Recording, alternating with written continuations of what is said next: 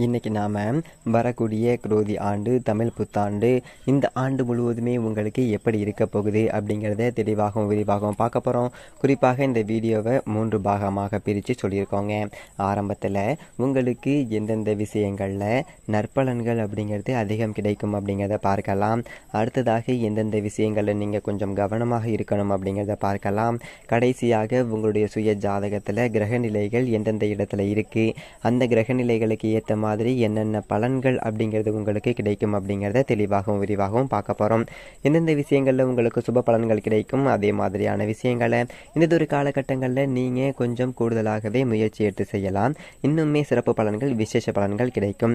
எந்தெந்த விஷயங்களை நீங்கள் கவனமாக இருக்கணும் அப்படின்னு சொல்கிறோமோ அந்தந்த விஷயங்களை நீங்கள் கொஞ்சம் கவனமாக இருந்தீங்க அப்படின்னா பெரிய அளவுக்கு பிரச்சனைகள் வராமல் நீங்கள் உங்களை பாதுகாத்துக்கலாம்.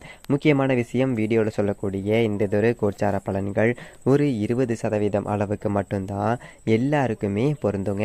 மீதம் இருக்கக்கூடிய 80% அளவிற்கு உங்களுடைய சுய ஜாதகப்படி தான் உங்களுடைய வாழ்க்கையில் நிறைய விஷயங்கள் அப்படிங்கிறது நடக்கும். இப்போது கோச்சார அடிப்படையில் 20% அளவுக்கு பலன்கள் அப்படிங்கிறது உங்கள் வாழ்க்கையில் இந்த குரோதி ஆண்டு என்ன மாதிரியான ஒரு பலன்களை கொடுக்க போகுது அப்படிங்கிறத பார்க்கலாம். வீடியோ முழுமையாக பார்க்கறதுக்கு முன்னாடி நீங்கள் நம்ம சேனலுக்கு புதிய வியூவராக இருந்தீங்க அப்படின்னா கீழே இருக்கிற சப்ஸ்கிரைபர் பட்டனையும் பக்கத்தில் இருக்கிற ஆல் நோட்டிஃபிகேஷன் பெல் பட்டனையும் ப்ரெஸ் பண்ண மறந்துடாதீங்க. துலாம் ராசி அன்பர்களை பொறுத்த வரைக்கும் சித்திரை 3-4 பாதங்கள், சுவாதி 1-2-3-4 பாதங்கள், விசாகம் 1-2-3 பாதத்தை உள்ளடக்கியது துலாம் ராசி. துலாம் ராசிக்கு அதிபதி சுக்கிர பகவான். வீடியோவில் சொல்லக்கூடிய பலன்கள் ஆண் பெண் இருப்பாளருக்குமே பொருந்தக்கூடிய பலன்கள். துலாம் ராசி அன்பர்களுக்கு முதல்ல நல்லதொரு செய்தியாக உங்களுக்கு வேலை வாய்ப்புகள் அப்படிங்கிறது இந்த ஒரு காலகட்டத்தில் கிடைக்கும். யாரெல்லாம் வேலை இல்லாமல் வெயிட் பண்ணிட்டு இருக்கீங்களோ, வேலை இல்லாமல் அவஸ்தப்பட்டு இருக்கீங்களோ, அந்த துலாம் ராசி அன்பர்கள் தாராளமாக இந்த ஒரு காலகட்டத்தில் முயற்சி பண்ணுங்கள். நல்லதொரு வேலை நிச்சயமாக கிடைக்கும். அதில் ஒரு சின்ன விஷயம் என்ன அப்படின்னா, உங்கள் வீட்டு பக்கத்திலேயே வேலை தேடாமல் கொஞ்சம் தூரமாக வேறொரு மாநிலத்திலேயோ இல்லை வேறொரு ஊர்லேயோ வெளிநாட்டிலேயோ இந்த மாதிரி வேலை தேடினீங்க அப்படின்னா உங்களுக்கு பெஸ்ட்டுங்க. வெளியூர் வேலைவாய்ப்பு, வெளி மாநில வேலைவாய்ப்பு, வெளிநாட்டு வேலைவாய்ப்பு இந்த ஒரு காலகட்டத்தில் உங்களுக்கு ரொம்ப சாதகமாக இருக்கும். லாங் டிஸ்டன்ஸில் நீங்கள் வேலை தேடினீங்கன்னா இனிமையாக கிடைக்கும். வெளிநாட்டு முயற்சிகள் மேற்கொள்பவர்களுக்கு இந்த ஒரு காலகட்டம் ஒரு சிறப்பான காலகட்டம்ங்க. திருமண அமைப்புகள் சாதகமாகும். ஏன்னா கடந்த காலகட்டங்களில் ஜென்மத்தில் கேது 7 ராகு இருந்து 2023 அக்டோபர் வரைக்குமே திருமணத்தில் நிறைய தடங்கல்களை கொடுத்துட்டு இருந்தாங்க. அடுத்த காலத்தில் ஸ்தானத்தில் குரு தனிச்சு இருந்தும் கல்யாணத்தில் கொஞ்சம் தடங்கல்கள் இருந்துகிட்டே இருந்துச்சு. அப்படிங்கிறவங்களுக்கு கூட இந்த ஒரு காலகட்டத்தில் திருமண அமைப்புகள் ஏற்படுத்தி கொடுக்கும். தாராளமாக நீங்கள் முயற்சி செய்யலாம்.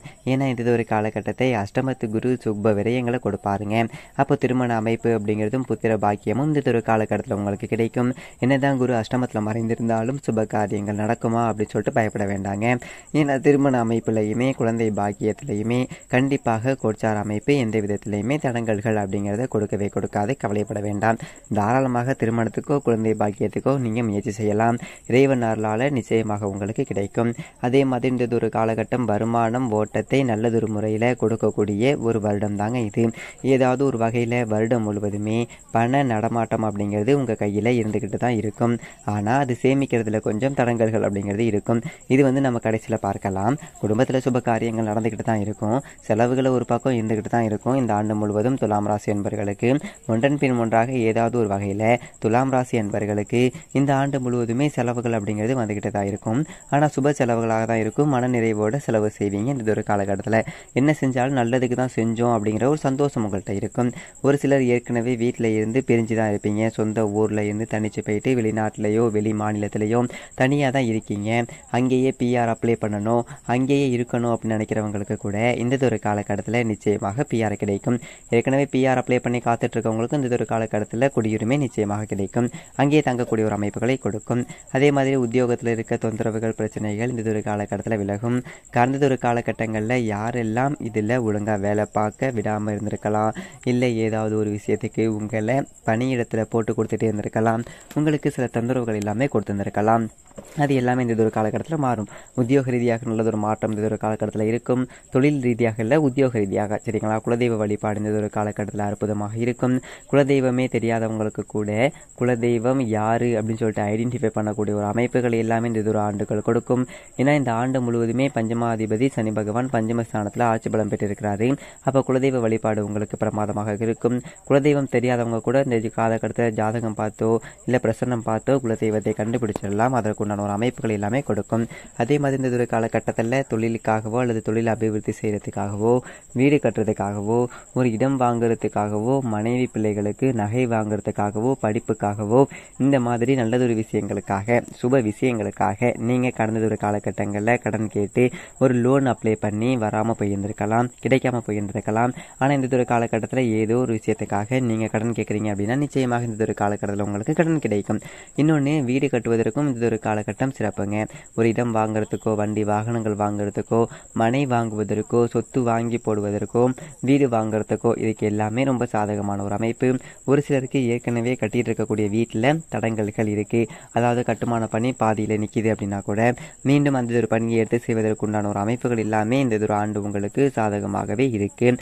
இன்னொன்று, ஒரு சிலர் ஏற்கனவே இருக்கக்கூடிய அந்த பழைய வீட்டை ஆல்ட்ரேட் பண்ணுவதற்கு உண்டான ஒரு புதுப்பிக்கக்கூடிய ஒரு அமைப்புகளையும் இந்த ஒரு காலகட்டம் உங்களுக்கு கொடுக்கும். இது சார்ந்த விஷயங்களுக்காக சுப விரயம் அப்படிங்கிறது செஞ்சுக்கலாம் இந்த ஒரு காலகட்டத்தில் நீங்கள்.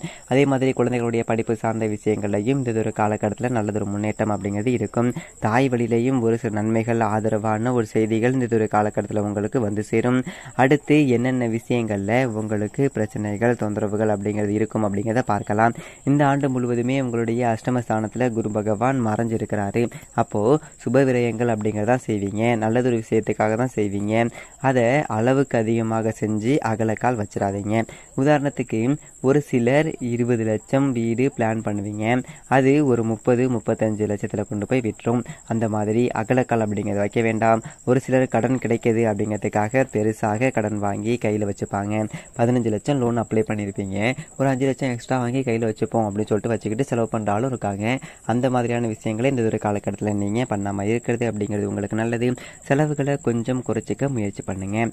செலவுகள் சார்ந்த விஷயத்தில் திட்டங்கள் இந்த ஒரு காலகட்டத்தில் அவசியம் உங்களுக்கு தேவைப்படுங்க. உங்களுடைய பட்ஜெட்டுக்குள்ளே எதையுமே பாருங்கள். பெரிய அளவில் அகலக்கால் அப்படிங்கிறத வச்சு கடனை சேமிக்காதீங்க. இன்னொன்று, வாங்குகிற கடனை முறையாக பயன்படுத்தணும் அப்படிங்கிறதையும் மனசில் வச்சுக்கோங்க. அடுத்ததாக இந்த ஒரு காலகட்டத்தில் வேலை பண்ணுறவங்களுக்கு ஓகே, ஆனால் தொழில் செய்கிறவங்களுக்கு, பிஸ்னஸ் பண்ணுறவங்களுக்கு அளவுக்கு அதிகமான ஒரு முதலீடுகள் தொந்தரவுகளை கொடுக்கலாம். ஏன்னா பெரும் பொருளாதார வரவு அப்படிங்கிறது இந்த காலகட்டத்தில் பெரிய அளவு உங்களுக்கு இருக்காது. தொழில் நல்லா போகும், ஓரளவுக்கு நல்லா தான் போகும். ஆனால் அளவுக்கு அதிகமாக முதலீடு பண்ணி பெரிய அளவில் நாம் இன்வெஸ்ட்மெண்ட் பண்ணி பெருசாக வளரலாம் அப்படின்னு சொல்லிட்டு யோசிக்க வேண்டாம். ஏன்னா லிமிட்டை தாண்ட உங்களுடைய கடன் அமைப்புகள் அப்படிங்கிறது அதிகரிக்கலாம். அதனால் பெரிய அளவில் இன்வெஸ்ட்மெண்ட் பண்ணும்போது கவனமாக இருந்துக்கோங்க. பணத்தை பார்த்து செலவு பண்ணணும். தொழிலை பார்த்து அகலக்கால் வைக்காமல் லிமிட்டடாக முதலீடு பண்ணீங்க அப்படின்னாலே பிரச்சனைகளில் சிக்காமல் இருந்துக்கலாம். அடுத்ததாக துலாம் ராசி அன்பர்களுடைய குழந்தைகளுக்கு உடல் நலத்தில் அப்பப்போ ஏதாவது ஒரு தொந்தரவு அப்படிங்கிறது உண்டாகும். அதனால் உங்களோட குழந்தைகளுடைய உடல்நலம் சார்ந்த விஷயத்தில் கொஞ்சம் கவனமாகவே இருந்துக்கோங்க இந்த ஒரு காலகட்டத்தில். அதே மாதிரி துலாம் ராசி அன்பர்களுக்குமே வயதானவர்களுக்கு கொஞ்சம் உடல்நல தொந்தரவுகள் அப்படிங்கிறது இந்த ஒரு காலகட்டத்தில் அதிகரிக்கலாம். ஏன்னா அஷ்டமத்து குரு 6ல் இருக்கக்கூடிய ராகு கொஞ்சம் அதை மட்டுப்படுத்துவார். ஆனாலுமே மருத்துவ செலவுகள் உங்களுக்கோ அல்லது உங்களுடைய குழந்தைகளுக்கோ உடல் நலத்தில் தொந்தரவுகள் அப்படிங்கிறது இருந்துக்கிட்டு தான் இருக்கும். இது கோச்சாரம் தான் 20% தான் ஒர்க் பண்ணும். இருந்தாலுமே அந்த உடல் நலத்தில் கொஞ்சம் கவனமாக இருந்துக்கிறது உங்களுக்கு நல்லது. இன்னொன்று, குழந்தைகள்கிட்ட கொஞ்சம் நீங்கள் அனுசரித்து நடந்துக்க பாருங்கள். குறிப்பாக கொஞ்சம் பெரிய குழந்தைகள் உங்கள் வீட்டில் இருக்காங்க அப்படின்னா சின்ன சின்ன விஷயங்களுக்கு கூட இதை பண்ணாத அதை பண்ணாத அப்படின்னு சொல்லிட்டு அட்வைஸ் பண்ணிக்கிட்டே இருந்தீங்க அப்படின்னா அவங்க சில நேரங்களில் உங்கள் பேச்சை கேட்காம எதிர்த்து பேசுகிறது, அவங்களுடைய கருத்து வேறுபாடுகள் உண்டாகிறது, இந்த மாதிரியான ஒரு அமைப்புகளும் இருக்கலாம். அதனால் குழந்தைகள்கிட்ட கொஞ்சம் பார்த்து பேசுங்க. உங்களுடைய குழந்தைகள்கிட்ட அன்பை ஆயுதமாக பயன்படுத்துங்க.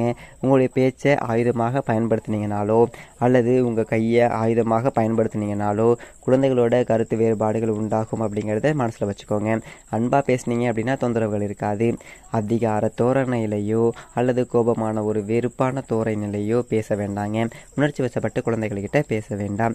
அப்போது மிக முக்கியமாக சொல்கிறது, பொருளாதாரம் அப்படிங்கிறதும் தேவையில்லாத செலவுகள் இந்த ஒரு விஷயத்தை மட்டும் நீங்கள் கண்ட்ரோல் பண்ணீங்க அப்படின்னாலே, முறையாக கையாண்டிங்க அப்படின்னாலே இந்த ஒரு தமிழ் புத்தாண்டு அப்படிங்கிறது துலாம் ராசி என்பவர்களுக்கு பெரிய அளவில் தொந்தரவுகள் அப்படிங்கிறத கொடுக்காது. இந்த மாதிரியான விஷயங்கள் மட்டும் கொஞ்சம் கவனமாக இருந்துக்கோங்க. அடுத்து இப்போ உங்களுடைய சுய ஜாதகத்தில் சில இடங்கள் இருக்கக்கூடிய சில கிரகங்களால் உங்களுக்கு என்ன மாதிரியான பலன்கள் அப்படிங்கிறது கிடைக்கும் அப்படிங்கிறத பார்க்கலாம். உங்கள் சுய சுய ஜாதகத்தில் ராசி கட்டத்தில் நீங்கள் எந்ததொரு லக்னக்காரங்களாக இருந்தாலும் சரிங்க, உங்கள் சுய ஜாதகத்தில் ராசி கட்டத்தில் கும்பம் அல்லது ரிஷப வீட்டில் குருவோ அல்லது சுக்கிரனோ, கும்ப வீட்டில் குருவோ அல்லது சுக்கிரனோ அல்லது ரிஷப வீட்டில் குருவோ அல்லது சுக்கிரனோ யார் இருந்தாலும் சரிங்க, உங்களுக்கு நற்பலன்கள் அப்படிங்கிறது அதிகம் கிடைக்கும், கெடுப்பலன்கள் அப்படிங்கிறது கிடைக்காதுங்க. மேலும் மிகச்சிறந்த நன்மையெல்லாம் துலாம் ராசிக்காரர்களுக்கு கிடைக்க வீட்டுக்காரர்கள்